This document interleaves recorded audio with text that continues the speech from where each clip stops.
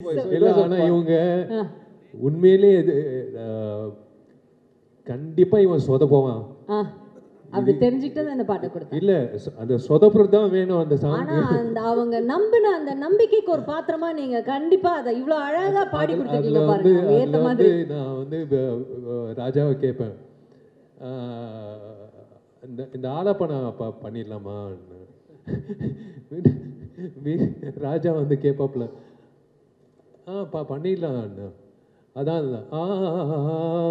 ஃபீலிங்ஸோட பாடிட்டீங்க அது. ஆமா மனப்பாடமா வச்சிருக்க ஒரிஜினலா ஒரு சிங்கர் நினைச்சு அவர் ஆள் மனசுக்குள்ள போய் யாரோ அவரை நம்ப வச்சிருக்காங்க.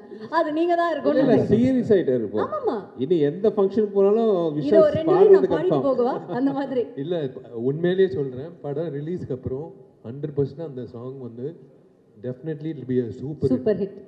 Not because I sang it, the way picturization பண்ணது எல்லாமே அந்த எனர்ஜி வந்து தெரியல எனக்கு 10 years பேக் எப்படி அந்த எனர்ஜி வந்ததுன்னு. எல்லா சாங்கும் பார்த்தீங்களா இப்போ பொள்ளாச்சி மாதிரியா இருந்துச்சு. பொள்ளாச்சியில் நல்ல பொம்மை ஆலி பொம்மை மாதிரி நிற்க வச்சு கம்போசிஷன் அண்ட் எக்ஸ்பென்ஸ் பார்த்தீங்கன்னா வேறு லெவலில் சுந்தர் சார் வந்து பண்ணியிருக்காங்க. இன்றைக்கும் ஃப்ரெஷ்ஷாக இருக்குது டெஃபினட்டாக.